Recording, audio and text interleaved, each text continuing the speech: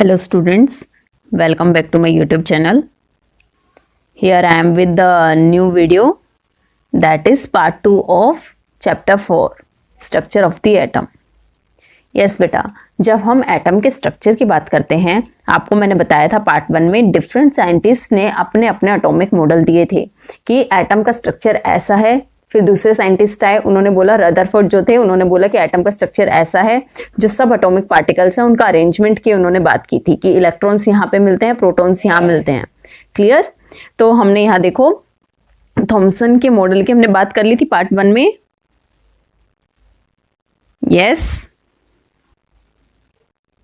Yes then हमने Rutherford model cover कर लिया था। Today we will talk about Bohr's model of the atom. Clear? So let's start with it. Yes, Bohr's model of atom. तो अब Thompson ने जो model दिया था उनमें there were some drawbacks, कुछ कमियां थी जो फिर रदरफोर्ड ने उन कमियों को दूर किया। फिर रदरफोर्ड का भी जो एटॉमिक मॉडल था, उन्होंने अल्फा पार्टिकल एक्सपेरिमेंट किया था, उन्होंने प्रॉपरली एक्सप्लेन किया कि इलेक्ट्रॉन्स कहाँ मिलते हैं, न्यूक्लियस के अंदर प्रोटॉन्स मिलते हैं, सब कुछ उन्होंने बताया। बट उसमें भी हमने लास्ट में देखा था there were some drawbacks of Rutherford's model of atom, है ना, कुछ कमियां थी। अब बोर ने क्या किया, उन कमियों को ध्यान में रखते हुए, yes see here I have written over here, Niels Bohr considered drawbacks of Rutherford's model of an atom and put forward the following postulates about the model of an atom. उन्होंने क्या किया, जो बोहर के आपके Rutherford के model में जो उनके एटॉमिक मॉडल में जो कमियां थी, जो उनके ड्रॉबैक्स थे, उनको अपने ध्यान में रखा। ठीक है, जब वो अपना एटॉमिक मॉडल की स्टडीज कर रहे थे कि एटम का स्ट्रक्चर कैसा है, तब उन्होंने रदरफोर्ड के मॉडल में जो कमियां थी उनको ध्यान में रखा और अपने एटॉमिक मॉडल के कुछ पोस्टुलेट्स उन्होंने दिए। वो फर्स्ट पोस्टुलेट क्या था बेटा, इधर देखो, Only certain special orbits known as discrete orbits of electrons are allowed inside the atom. जब हमने रदरफोर्ड मॉडल के ड्रॉबैक्स की बात की थी तो वहां पे क्या था, जो मेजर ड्रॉबैक था वो क्या था कि जब इलेक्ट्रॉन ऑर्बिट्स में रिवॉल्व करेंगे, है ना, हमने ये बात की थी कि प्रोटॉन्स न्यूक्लियस के अंदर हैं और इलेक्ट्रॉन्स उसके चारों ओर रिवॉल्व करते हैं। तो इलेक्ट्रॉन्स जब ऑर्बिट्स में रिवॉल्व करेंगे वो अपनी एनर्जी लूज करेंगे और एनर्जी लूज करते करते एक टाइम ऐसा आएगा कि वो न्यूक्लियस से टकरा जाएंगे और इससे क्या होगा कि हमारा जो पूरा एटम है वो अनस्टेबल हो जाएगा। क्लियर? बट ऐसा नहीं होता। तो अब इन्होंने देखो क्या बोला, नील्स बोर ने क्या बोला, नील्स बोर ने बोला कि जो ये ऑर्बिट्स हैं वो ऐसा नहीं कि किसी भी ऑर्बिट में रिवॉल्व करने लग जाएंगे। क्लियर? इन्होंने एक नई चीज बोली है कि special orbits, there are special orbits, electrons उन स्पेशल ऑर्बिट्स में ही रिवॉल्व करेंगे, जिन्हें हम डिस्क्रीट ऑर्बिट्स भी बोल देते हैं। ऑर्बिट और शेल दो वर्ड इंटरचेंजेबली यूज होते हैं बेटा, इनमें कंफ्यूज नहीं होगे। स्पेशल शेल भी बोल सकते हैं, स्पेशल ऑर्बिट भी, ठीक है, जिन्हें हम डिस्क्रीट ऑर्बिट्स बोल रहे हैं। इलेक्ट्रॉन इनमें रिवॉल्व करेंगे। आप ये सेकेंड पोस्टुलेट देखो, while revolving in discrete orbits the electrons do not radiate energy. These orbit cells are called energy levels. अब इन्होंने देखो क्या बात बोली, जो मेजर ड्रॉबैक था वो यहाँ पे देखो इन्होंने क्लियर कर दिया कि जब इलेक्ट्रॉन्स इन डिस्क्रीट ऑर्बिट्स में रिवॉल्व करेंगे, इलेक्ट्रॉन्स, अब फर्स्ट पोस्टुलेट में इन्होंने यही बोला कि उन स्पेशल ऑर्बिट डिस्क्रीट ऑर्बिट्स में रिवॉल्व करेंगे। सेकेंड इन्होंने क्या बोला कि जब इसमें रिवॉल्व करेंगे तब वो कोई एनर्जी रेडिएट नहीं करेंगे। ड्रॉबैक यही था रदरफोर्ड के उसमें एटॉमिक मॉडल में कि एनर्जी रेडिएट होगा और एनर्जी कम होती जाएगी, वो न्यूक्लियस से टकरा जाएंगे। बट इन्होंने क्या बोल दिया कि जब वो इन स्पेशल ऑर्बिट्स में रिवॉल्व करेंगे कोई एनर्जी ही रेडिएट नहीं करेंगे। तो वहां पे बात ही खत्म हो जाती है, ना एनर्जी रेडिएट होगी, ठीक है, ना ही फिर एनर्जी कम होती जाएगी और ना ही जो आपके इलेक्ट्रॉन हैं वो न्यूक्लियस से टकराएंगे। क्लियर? तो ये दो मेजर पोस्टुलेट थे जो नील्स बोर ने दिए थे अपने एटॉमिक मॉडल के। क्लियर? थर्ड बेटा ये देखो, ये चीज तो जो रदरफोर्ड ने बोली थी वही चीज इन्होंने सेम बोली थी, मैं अलग से लिख रही हूं इसे। Atom has positively charge nucleus that is present in the centre. ठीक है, मेजरली जो रदरफोर्ड ने बोला था वो सब कुछ ठीक था, उन्होंने भी यही बोला कि इलेक्ट्रॉन रिवॉल्व कर रहे हैं। सेकंड देखो, अब ये थर्ड अभी जो मैंने लास्ट बताया यही बोला है कि पॉजिटिवली चार्ज एक न्यूक्लियस होता है सेंटर में, तो रदरफोर्ड ने भी यही बोला था। बट जो एक उनके में कमी रह गई थी वो इन्होंने दूर करी। तो थर्ड जो ये मैंने अलग से लिखा है ये पहले से आपको अंडरस्टूड है, ये पहले रदरफोर्ड ने जो बोला था सेम ही इनके एटॉमिक मॉडल में इन्होंने डिस्क्राइब किया है। ठीक है, ये कोई नई चीज नहीं इन्होंने बोली, जो रदरफोर्ड ने बोली थी सेम चीज इन्होंने अपने एटॉमिक मॉडल में बोला। ठीक है, तो आपको नील्स बोर का एटॉमिक मॉडल क्लियर हुआ? यस। अब इधर देखो, आपको ये फिगर यहां पे नजर आ रही है, a few energy levels in an atom. ठीक है, इसके साथ देखो मैंने यहां क्या लिखा है, दीज ऑर्बिट्स और shells are represented by the letters K, L, M, N, so on, और the numbers n is equals to 1, 2, 3, 4 so on। Clear? तो अब जो इन्होंने बात करी, नील्स बोर ने बोला कि वो स्पेशल ऑर्बिट्स में जो इलेक्ट्रॉन्स हैं वो स्पेशल ऑर्बिट्स में रिवॉल्व करेंगे, तो इन्होंने वो स्पेशल ऑर्बिट्स ही यहाँ पे दिखाई हैं। यहाँ देखो, ये सेंटर में क्या दिखाया है इन्होंने, न्यूक्लियस। सेंटर में आपको न्यूक्लियस नजर आ रहा है, जिसके अंदर क्या होंगे, पॉजिटिवली चार्ज्ड पार्टिकल्स। वो कौन से होते हैं, प्रोटॉन्स। ठीक है, अब जो इलेक्ट्रॉन्स हैं वो ये स्पेशल ऑर्बिट्स, जो आपके डिस्क्रीट ऑर्बिट्स हैं, इनमें रिवॉल्व करेंगे। अब यहाँ पे आप कंफ्यूज नहीं होगे बेटा, इन्हें हम डिस्क्रीट ऑर्बिट्स भी बोलते हैं, स्पेशल ऑर्बिट्स भी बोलते हैं, इन्हें हम एनर्जी लेवल्स भी बोल देते हैं। ठीक है, सबका मतलब सेम है। क्लियर? अब जो ये ऑर्बिट्स हैं बेटा, इनकी हमने नेमिंग कर दी है। फर्स्ट ऑर्बिट को हम बोल सकते हैं के शेल, सेकंड को देखो लिखा है एल शेल, थर्ड को M shell, fourth N shell and so on. ठीक है, ऐसे चलता रहेगा। या फिर अगर हम न्यूमेरिकल उसमें बात करें डिजिट्स में, तो फर्स्ट हम क्या बोल देते हैं, n इज इक्वल्स टू 1। जो फर्स्ट ऑर्बिट है उसको हम फर्स्ट ये n क्या ले लेते हैं, 1। Second n is equals to 2, n is equal to 3, n is equals to 4 and so on, ऐसे चलता रहेगा। ठीक है, ये आपको चीज समझ आई? मैं ये एक बार ड्रॉ करके और समझा देती हूँ तुम्हें। जो नील्स बोर ने ओवरऑल जो बोला वो मैं आपको इस फिगर के थ्रू समझा देती हूँ। इन्होंने देखो क्या बोला था कि ये सेंटर में क्या है, न्यूक्लियस। क्लियर? और इसके चारों ओर क्या हैं, जो आप बोल रहे हो स्पेशल और डिस्क्रीट ऑर्बिट्स और शेल्स। न्यूक्लियस के चारों ओर क्या हैं, वो स्पेशल ऑर्बिट्स और we can say discrete orbits. अब यहाँ पे देखो, जो आपका न्यूक्लियस है इसके अंदर क्या है, नील्स बोर ने या फिर रदरफोर्ड दोनों ने सेम बात बोली। ये क्या है, पहले मैं इसका लिख देती हूँ, this is your nucleus. Clear?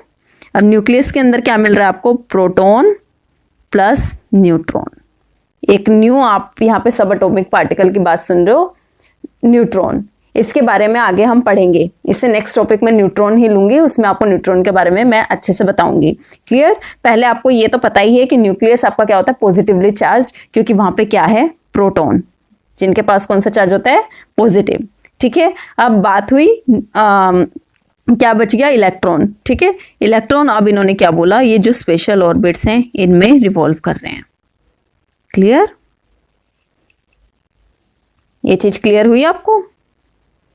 Electrons क्या हैं, जो आपके स्पेशल डिस्क्रीट ऑर्बिट्स हैं, इनमें यहाँ पे मैं लिख भी देती हूँ, एक सेकेंड। ये क्या है, आपकी ऑर्बिट्स। क्लियर? अब आप इसको, जो ये फर्स्ट है इसको बोल सकते हो n इज इक्वल्स टू 1, जो सेकंड है इसको बोल सकते हो n इज इक्वल्स टू 2, और जो थर्ड है इसे क्या बोल सकते हो, n is equals to 3। Clear? या फिर K, L, M, N ऐसे।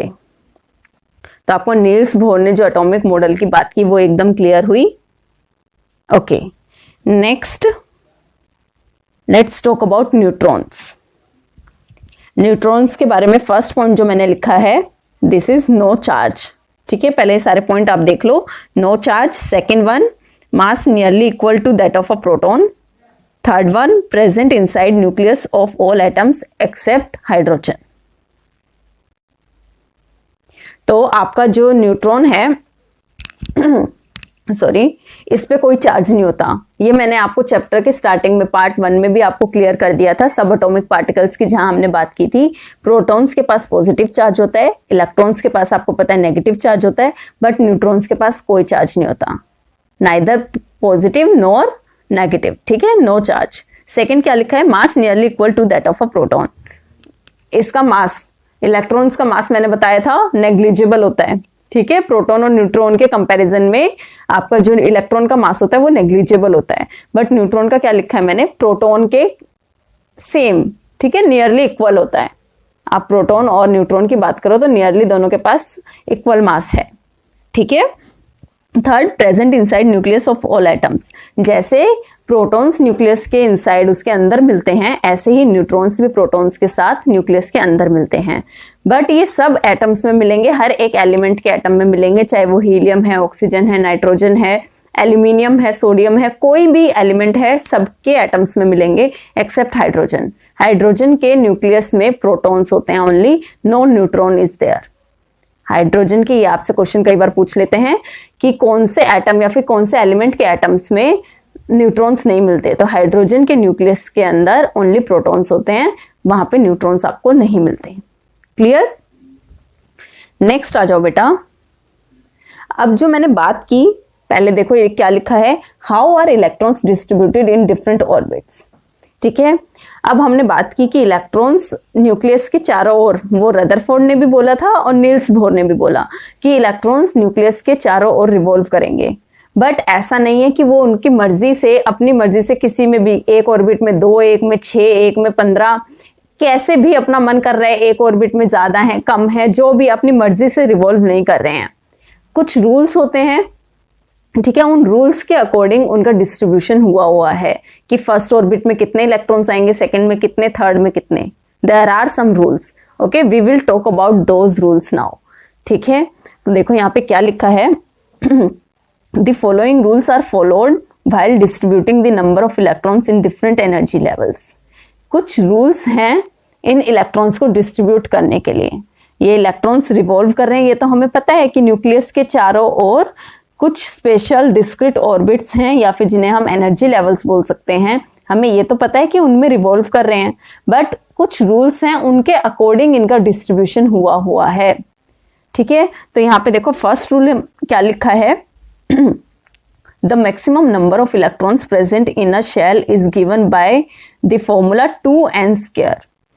n यहाँ पे क्या है, n is equals to number of orbit और shell, n is equals to 1, 2, 3 कुछ भी हो सकता है, अभी मैंने आपको समझाया था, ठीक है। अगर फर्स्ट शेल की बात कर रहे हो तो n क्या हो जाएगा 1, सेकेंड ऑर्बिट की बात कर रहे हो तो n क्या हो जाएगा 2, फोर्थ ऑर्बिट की बात कर रहे हो तो n क्या हो जाएगा इज इक्वल्स टू 4, ठीक है।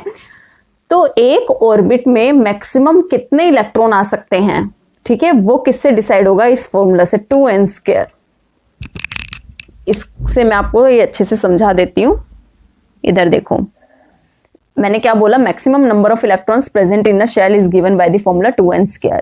2n² हम फॉर्मूला लगाएंगे हर एक ऑर्बिट के लिए और देखेंगे कि उनमें मैक्सिमम कितने इलेक्ट्रॉन आ सकते हैं। Okay, if we talk about first orbit, let me write here, number of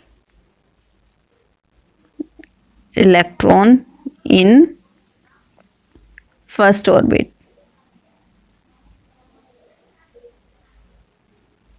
जो आपका फर्स्ट ऑर्बिट है उसके लिए n कितना हो जाएगा बेटा, n इज इक्वल्स टू 1 हो जाएगा, है ना। फर्स्ट ऑर्बिट है तो n क्या हो जाएगा, इज इक्वल्स टू 1। अब यहाँ पे फॉर्मूला लगाओ, 2n²,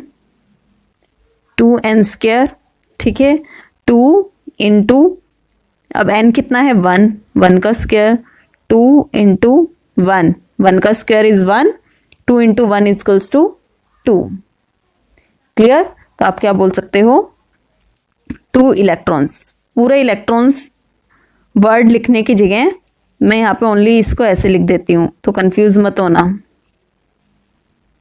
एक सेकेंड बेटा,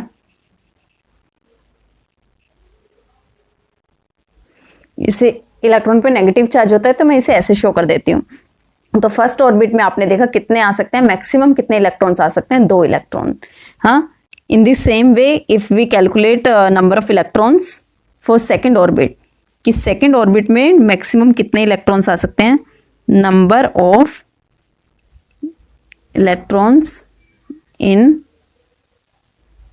second orbit, सेम उसी तरीके से करोगे। सेकेंड ऑर्बिट की बात हो रही है तो n इज इक्वल्स टू क्या हो जाएगा 2, ठीक है।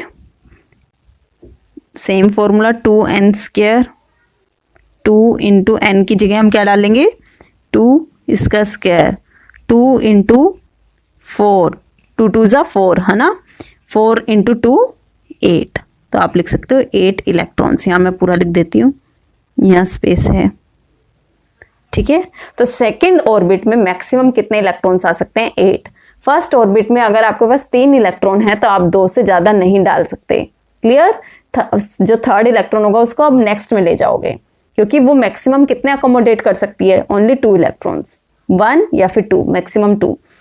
सेकेंड में मैक्सिमम 8, अब 8 से ज्यादा है तो आपको थर्ड ऑर्बिट पे जाना पड़ेगा। क्लियर, उसमें 8 से ज्यादा आप सोचो कि 9 इलेक्ट्रॉन्स आ जाए, नो। क्लियर, अब ये देखो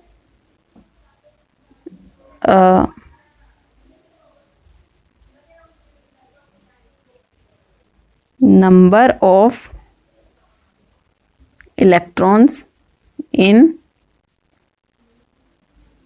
थर्ड ऑर्बिट, n क्या हो जाएगा, equals to 3। This is your homework कि थर्ड ऑर्बिट में आप खुद कैलकुलेट करोगे कि मैक्सिमम कितने इलेक्ट्रॉन्स आ सकते हैं। ठीक है, आप कमेंट बॉक्स में सॉल्व करोगे, ठीक है, और फिर जो आंसर होगा वो कमेंट बॉक्स में मुझे बताओगे। ठीक है, जिस तरीके से हमने फर्स्ट और सेकंड ऑर्बिट में निकाले हैं maximum number of electron, same way उसी तरीके से आप क्या करोगे, थर्ड ऑर्बिट में मैक्सिमम कितने इलेक्ट्रॉन्स आ सकते हैं। सब स्टूडेंट्स, ठीक है, ये वीडियो कंप्लीट होने के बाद ये काम करेंगे और कमेंट बॉक्स में मुझे आंसर बताएंगे। Let's see the second rule. हमने फर्स्ट रूल देख लिया कि मैक्सिमम कितने इलेक्ट्रॉन्स आ सकते हैं, वो हम 2n² फॉर्मूला से निकालेंगे। ठीक है, second is the maximum number of electrons that can be accommodated in the outermost orbit is 8। जो आपके इलेक्ट्रॉन के जब हम डिस्ट्रीब्यूशन करेंगे, आगे मैं भी अब कुछ एलिमेंट्स, कुछ एटम्स का वो करके दिखाऊंगी डिस्ट्रीब्यूशन, तब आपको और ज्यादा क्लियर हो जाएगा। मैक्सिमम जो आपके इलेक्ट्रॉन्स आउटरमोस्ट ऑर्बिट में आ सकते हैं, दैट नंबर इज 8। ठीक है, आपके लेवल पे जितने एलिमेंट्स की आप बात करोगे उतने तक आप क्या देखोगे, आगे और एलिमेंट्स की बात करेंगे तो इलेक्ट्रॉनिक डिस्ट्रीब्यूशन अलग भी हो जाता है, बट आपके लेवल पे आप क्या याद रखोगे कि आउटरमोस्ट ऑर्बिट, जो भी आउटरमोस्ट ऑर्बिट होगी, सेकंड होगी, थर्ड होगी, जो भी होगी, उसमें जो मैक्सिमम नंबर ऑफ इलेक्ट्रॉन आ सकते हैं वो कितने होंगे, 8। क्लियर, थर्ड रूल देखो बेटा, electrons are not filled in a given shell unless the inner shells are filled, that is the shells are filled in a stepwise manner। ठीक है, क्या मतलब हुआ उसका, मैं यहाँ पे देखो आपको एक एग्जांपल के थ्रू समझाती हूँ। वेट, एग्जांपल सी, मैंने लिया number of electron, for example मैं ले लेती हूँ number of electrons is equals to 5। आपको 5 इलेक्ट्रॉन्स को डिस्ट्रीब्यूट करना है, तो बीच में देयर इज एक, let me change the colour, आपको पता है बीच में न्यूक्लियस है। तो फर्स्ट जो ऑर्बिट है आपको पता है उसमें कितने इलेक्ट्रॉन, आपका मर्जी है कि आप इसमें 1 डाल दो और फिर अगले में कितने बचे, 5 - 1, एक सेकेंड, 5 - 1 कितने, 4, तो 4 इसमें आ जाएंगे। ठीक है, बट क्या आपने देखा था, अभी सॉल्व कर रहे थे कि फर्स्ट ऑर्बिट में मैक्सिमम कितने आ सकते हैं, 2, है ना, लेकिन यहाँ पे कितना, आपने बस 1 रखा और 4 को आपने सेकंड में डाल दिया।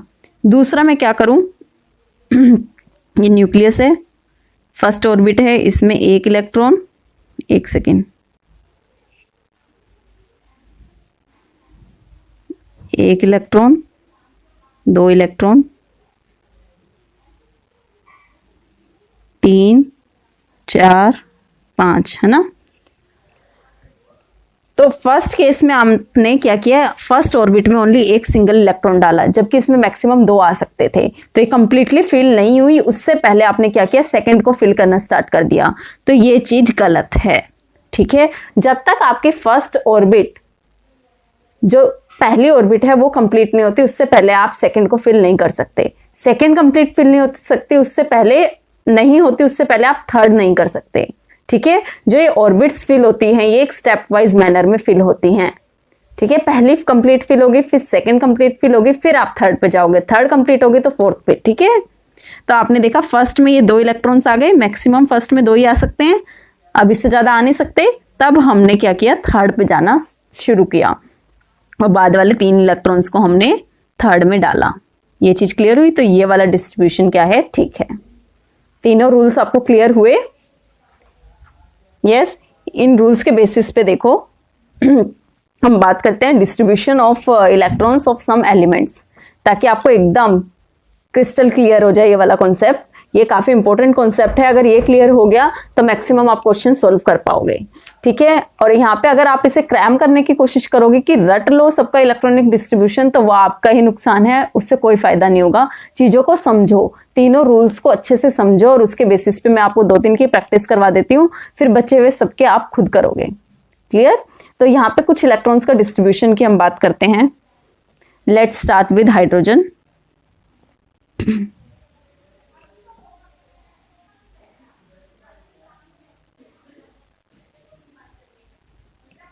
हाइड्रोजन में आपको पता है कि कितने इलेक्ट्रॉन्स होते हैं, सिंगल 1, ठीक है। उसका एटॉमिक नंबर 1 है, उसके पास नंबर ऑफ इलेक्ट्रॉन भी कितने होते हैं, मैं यहां लिख देती हूं, number of electron is equals to 1, ठीक है। तो जब हम इसकी इलेक्ट्रॉनिक डिस्ट्रीब्यूशन की बात करेंगे, ये न्यूक्लियस है, बीच में हमेशा पहले न्यूक्लियस ड्रॉ कर दिया करो, फर्स्ट ऑर्बिट ड्रॉ करी, ठीक है। तो एक सिंगल इलेक्ट्रॉन है, हमने फर्स्ट इसमें दिखा दिया, ठीक है। एक था, हमने फर्स्ट ऑर्बिट में दिखा दिया, ठीक है। सेकंड आ जाओ आप हीलियम पे।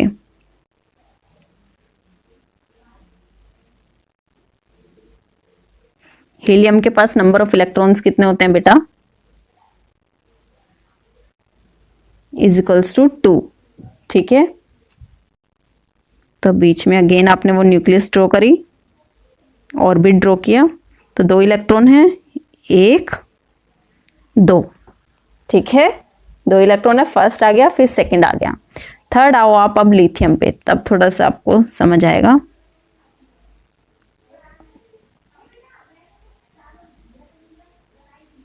लिथियम के पास नंबर ऑफ इलेक्ट्रॉन्स कितने हैं,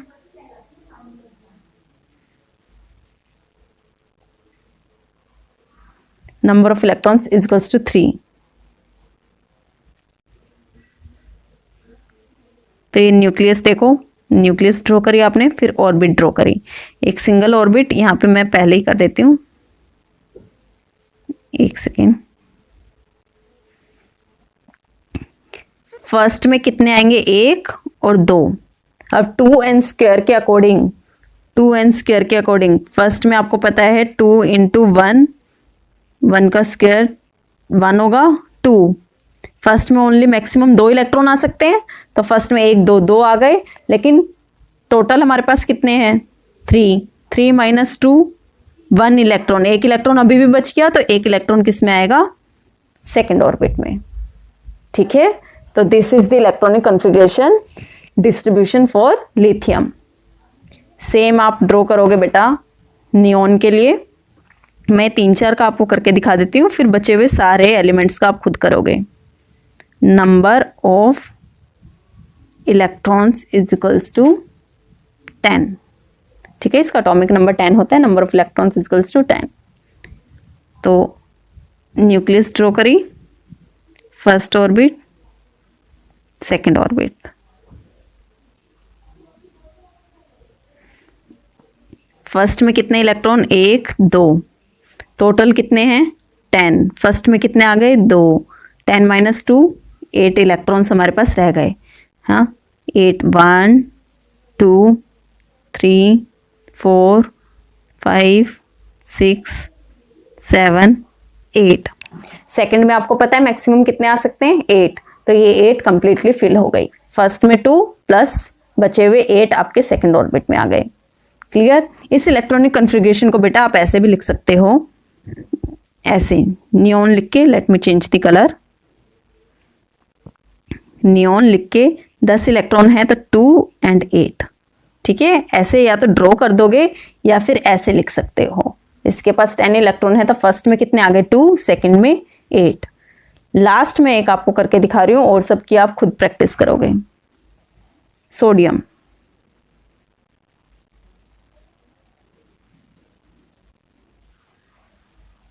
नंबर ऑफ इलेक्ट्रॉन्स आपको पता होना चाहिए कितने होते हैं।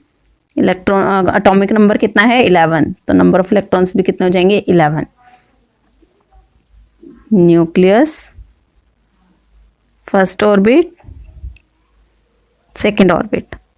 फर्स्ट में कितने आएंगे 1 2, 11 माइनस 2 कितने बच गए 9, ठीक है। सेकंड में कितने आएंगे 1 2 3 4 5 6 7 8, ठीक है। सेकंड में कितने आ गए 8।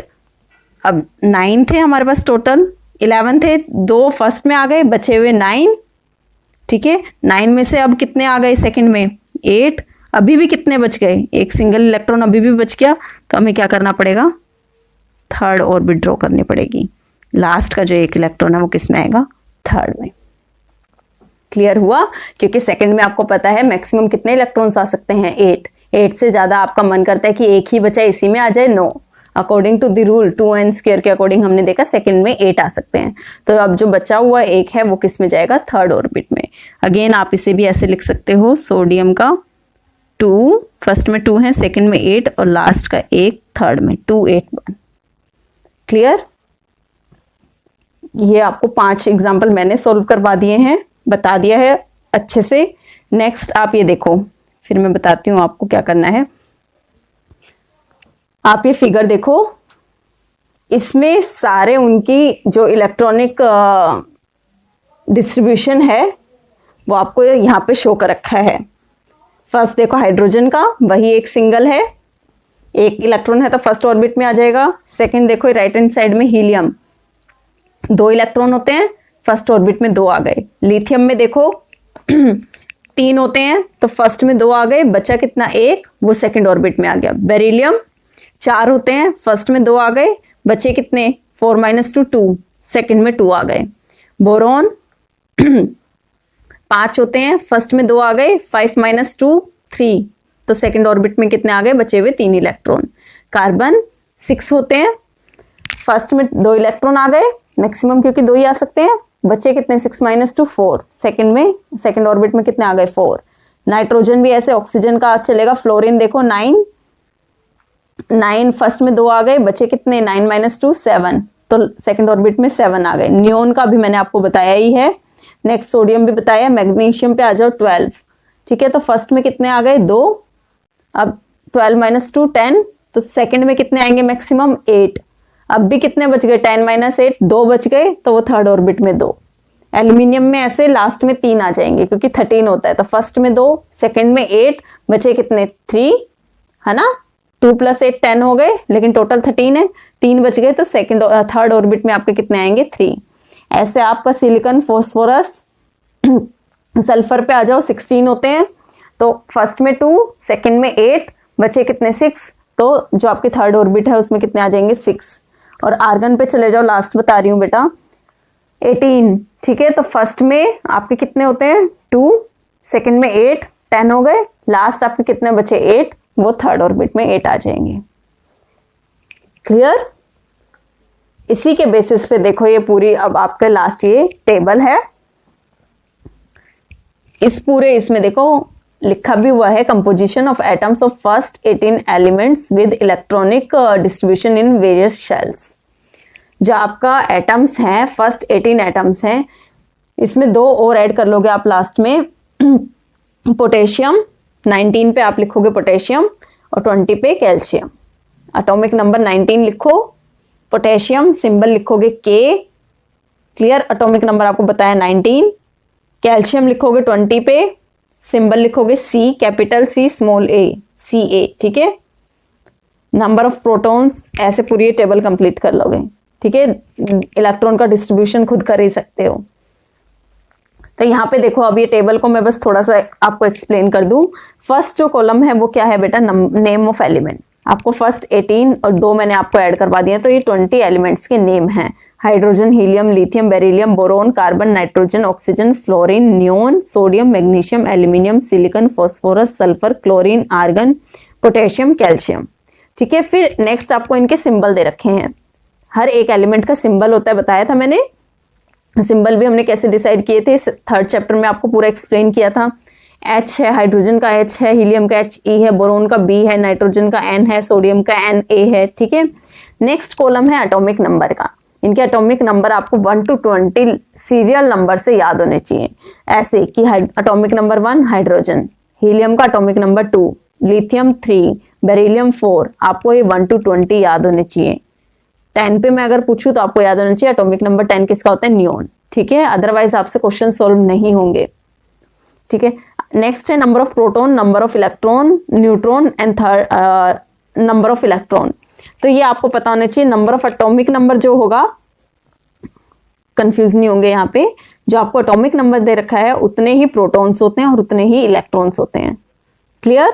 तो atomic number, number of protons और नंबर ऑफ इलेक्ट्रॉन्स सारे देखो टेबल सेम है। नंबर ऑफ न्यूट्रॉन आप अलग से याद करने की जरूरत नहीं है, आपको क्वेश्चन में या तो गिवन होगा, ठीक है, अदरवाइज आप वो जब सोल्व करोगे उस तरीके से क्वेश्चन दे रखा होगा कि आपको ये सोल्व करने की जरूरत नहीं है। आपको बस ये पता होना चाहिए कि एटॉमिक नंबर क्या होता है। सोडियम का पूछो तो 11, पोटेशियम का पूछो 19, ये आपको याद होना चाहिए। और जितना एटॉमिक नंबर है उतने ही प्रोटॉन्स होते हैं, उतना ही इलेक्ट्रॉन्स होते हैं। अब इलेक्ट्रॉन्स जितने हैं उनका डिस्ट्रीब्यूशन करना मैंने आपको सिखा दिया है। इन्होंने देखो यही है, हाइड्रोजन का 1 दिखाया है। फिर बेरिलियम की बात करें तो इन्होंने 2 फर्स्ट में, फिर बचे हुए 2। ऐसे नियोन का 2 फर्स्ट में, फिर बचे हुए जो 8 हैं वो एल में आ जाएंगे।